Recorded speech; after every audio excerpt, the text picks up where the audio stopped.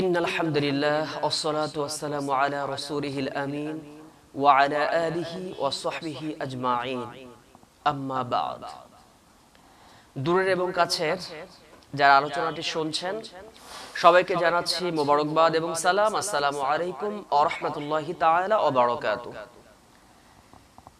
দেশ এবং প্রবাসের অনেক ভাই ফোন কলে প্রশ্ন করে থাকেন, সে প্রশ্নের উত্তর দেওয়ার জন্য আজকে স্টুডিওতে হাজির হয়েছে। এক ভাই প্রশ্ন করেছেন, হুজুর জানতে চাই পুরুষের দাড়ি রাখার ইসলামী শরীয়তের নীতিমালা কি, দাড়ি রাখা ওয়াজিব না সুন্নাত, এবং আরো জানতে চাই দাড়ি না রাখলে কি কবিরা গুনাহ হবে।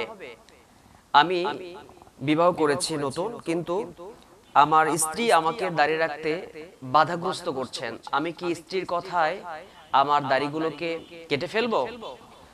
তো আসুন আমরা কোরআন এবং হাদিস থেকে এর অ্যানসার জানার চেষ্টা করি। হ্যাঁ ভাই, আপনার জন্য অনেক সুন্দর উত্তর অপেক্ষা করছে। আপনাকে অসংখ্য ধন্যবাদ প্রশ্নটি করার জন্য। রাসূল করিম সাল্লাল্লাহু আলাইহি ওয়াসাল্লাম এর হাদিস থেকে আমরা যেটা পাই, বুখারী এবং মুসলিম শরীফের হাদিস, রাসূল করিম সাল্লাল্লাহু আলাইহি ওয়াসাল্লাম বলেছেন, খলিফুল মুশরিকিন, মুশরিকদের খেলাফ করতে বলেছেন। মুশরিকরা যা করে সেরকমটা করা যাবে না, তার ব্যতিক্রম করতে হবে। মুশরিকরা তারা দাড়ি রাখে, তারা ছোট ছোট করে দাড়ি রাখে এবং গালের সাথে লেগে যায়, এমন একদম লেগে লেগে ছোট ছোট করে দাড়ি রাখে, এমনটা রাখা যাবে না। রাসূল করিম সাল্লাল্লাহু আলাইহি ওয়াসাল্লাম বলেছেন দাড়ি রাখতে হবে ওয়াফারুল্লাহ, দাড়িকে লম্বা করো, ওয়াহফুস শাওয়ারিব, আর মুছকে খাটো করো। দাড়িকে ছেড়ে দিতে হবে, ছেড়ে দিতে বলেছেন, আর মুছকে খাটো করতে বলেছেন। তো আমরা দাড়িকে লম্বা করব, দাড়িকে আমরা খাটো করব না, এটাই দাড়ি রাখার নীতিমালা। আরেকটি প্রশ্নের সাথে সম্পৃক্ত, দাড়ি রাখাটা ওয়াজিব না সুন্নাহ? দাড়ি রাখা কেউ কেউ বলেছেন এটা ওয়াজিব, আবার কেউ কেউ বলেছেন এটা সুন্নাহ। কিন্তু যারা সুন্নাত বলেছেন তারা কিন্তু সুন্নাতে মুআক্কাদা বলেছেন, আবার কেউ কেউ দাড়িকে ওয়াজিবও বলেছেন। দাড়ি রাখা রাসূল করিম সাল্লাল্লাহু আলাইহি ওয়াসাল্লাম, আমাদের নবী, পেয়ারা নবী থেকে শুরু করে আদম আলাইহিস সালাতু ওয়াস সালাম সহ এই পৃথিবীতে যত নবী এবং রাসূল এসেছেন প্রত্যেক নবী রাসূলের কিন্তু দাড়ি ছিল। আমাদের রাসূল করিম সাল্লাল্লাহু আলাইহি ওয়াসাল্লামের যে সাহাবা একরাম, তাদের দাড়ি ছিল, এবং আমাদের চারজন ইমাম আছেন, তারাও কিন্তু দাড়ি মুক্ত ছিলেন না, তাদেরও দাড়ি ছিল। তো এই জন্য দাড়ি রাখার ক্ষেত্রে কিন্তু গুরুত্ব দেওয়া হয়েছে, দাড়ি রাখাটা ওয়াজিব, কেউ কেউ বলেছেন সুন্নাতে মুআক্কাদা। তো এই দাড়ি রাখলে খেয়াল করবেন যে একজন সাধারণ মানুষ, সে ব্যক্তি উচ্চ পদস্থ কর্মকর্তা হোক, সাধারণ মানুষ হোক, রিকশাওয়ালা হোক, ঠেলাওয়ালা হোক, দিনমজুর হোক, অথবা একজন মানে যে ধরনের মানুষই হোক না কেন, রাস্তায় হাঁটতে চলতে ফিরতে দেখবেন, যদি রিকশাওয়ালাও হয়, সেই ব্যক্তি কে এই দাড়ি রাখার কারণে, সে যদি দাড়িওয়ালা হয়, তাকে কিন্তু দেখবেন সালাম করে সম্মান দেয়। একজন সরকারি কর্মচারী এবং হায়ার এডুকেটেড পারসন, কিন্তু মুখে দাড়ি নাই, দেখবেন তার সম্পর্কে যারা জানে হয়তো দু একজন সালাম দিচ্ছেন, কিন্তু ওই ব্যক্তি যদি দাড়ি রাখতেন তাহলে কমপক্ষে 200 সালাম পেতেন। তাহলে আমরা দেখতে পাচ্ছি দাড়ি রাখলে তার সম্মান বৃদ্ধি পায়, মর্যাদা বৃদ্ধি পায়, দাড়ি রাখলে চেহারা নূর বৃদ্ধি পায়, দাড়ি রাখলে রাসূল করিম সাল্লাল্লাহু আলাইহি ওয়াসাল্লাম খুশি হবেন, আল্লাহ রাব্বুল আলামিন তার প্রতি খুশি হবেন। দাড়ি রাখলে সমাজে তার সম্মান মর্যাদা বৃদ্ধি পেতে থাকে। এজন্য দাড়ি রাখার ক্ষেত্রে উলামা একরাম যে পরামর্শ দিয়ে থাকেন, যারা আপনারা এখনো দাড়ি রাখেন না, আমিও পরামর্শ দিচ্ছি, এবং আমিও বলছি আপনারা যারা আলোচনাটি শুনছেন, যুবক ভাইরা, তারা দাড়ি রাখবেন। আর দাড়ি যদি কেউ কেটে ফেলে, তাহলে এটা সম্পর্কে কিন্তু মারাত্মক সাবধানবাণী আপনাদের জন্য আছে। সাবধান হয়ে যান, কারণ দাড়ি কাটাটা মারাত্মক রকমের গুনাহ, একটা কবিরা গুনাহ। এটা গুনাহে জারিয়া, যতদিন সে ব্যক্তি দাড়ি না রাখবে, কাটতে থাকবে, প্রত্যেক দিন তার গুনাহ হতেই থাকবে, কন্টিনিউ এই গুনাহ হতেই থাকবে। এটা গুনাহে জারিয়া।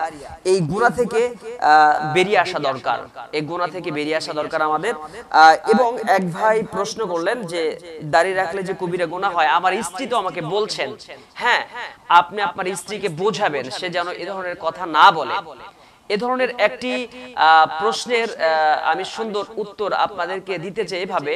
আমাদের বাংলাদেশের একজন ডক্টরেট ডিগ্রি যিনি পেয়েছিলেন এবং যিনি উচ্চ শিক্ষিত এবং পণ্ডিত মানুষ, আপনারা তার নাম বললেই, আমি যদি নামটা বলি চিনে নিতে পারেন, ডক্টর মোহাম্মদ শহীদুল্লাহ।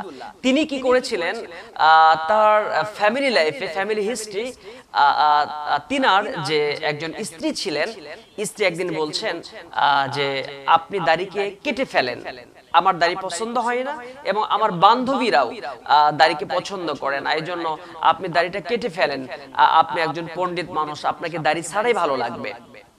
ডক্টর মোহাম্মদ শহীদুল্লাহ তিনি সেদিন বলেছিলেন, আমি দাড়ি রেখেছি তোমাকে সন্তুষ্ট করার জন্য নয়, দাড়ি রেখেছি আমি আমার রাসূলকে সন্তুষ্ট করতে, আমি আল্লাহকে সন্তুষ্ট করতে। দাড়ি কাটলে আমি আমার রাসূলকে হারাবো, আমি আমার রাসূলকে হারাতে চাই না, রাসূলকে হারালে তো আমি রাসূল পাবো না। কিন্তু তোমার মতো স্ত্রীকে হারিয়ে ফেললে, তুমি যদি চলেও যাও, ডিভোর্স করে হয়ে যাও আমার কাছ থেকে, যদি চলেও যাও, আমি আরো অনেক স্ত্রী পেতে পারি, কিন্তু আমি রাসূলকে হারাতে চাই না।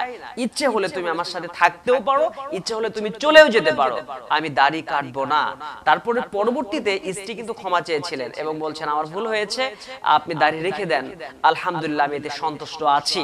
তো আমার ভাইয়েরা, এখান থেকে আমরা একটা শিক্ষা নিতে পারি। ডক্টর মোহাম্মদ শহীদুল্লাহ, ওনার জন্য দোয়া করি, আল্লাহ সুবহানাহু ওয়া তাআলা তাকে যেন জান্নাতের সুউচ্চ মাকাম দান করেন। তিনি যে সুন্দর এই আমলটি করেছেন, রাসূল করিম সাল্লাল্লাহু আলাইহি ওয়াসাল্লামের এই সুন্নাহ দাড়িটা তিনি রেখেছেন, সুন্দর আমলটা করেছেন, এজন্য তার জন্য আমরা হৃদয়ে খুলে দোয়া করি।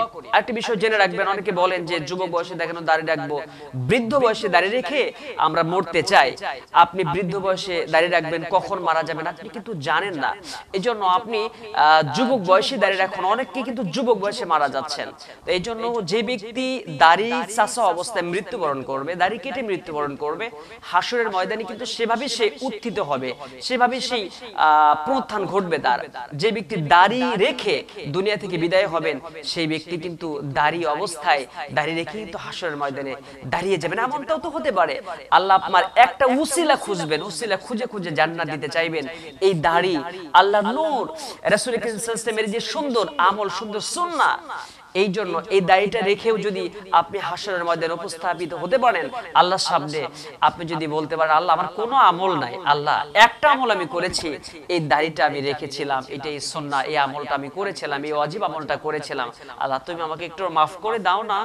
আল্লাহর কুদরতি অন্তরে যদি মায়া লেগে যায়, লা তাকনাতু মির রাহমাতিল্লাহ ইন্নাল্লাহা ইয়াগফিরুয যুনুবা জামিআ, আল্লাহ তো রহমতের ভান্ডার, রহমতের দরিয়া তার কাছে আছে।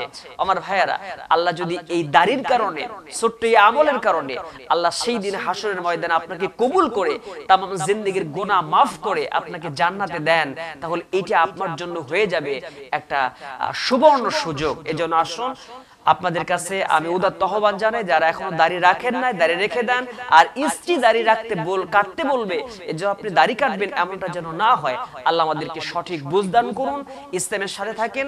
ওয়া আখির দাওয়ানা আলহামদুলিল্লাহি রাব্বিল আলামিন। আসসালামু আলাইকুম ওয়া রাহমাতুল্লাহি ওয়া বারাকাতুহু।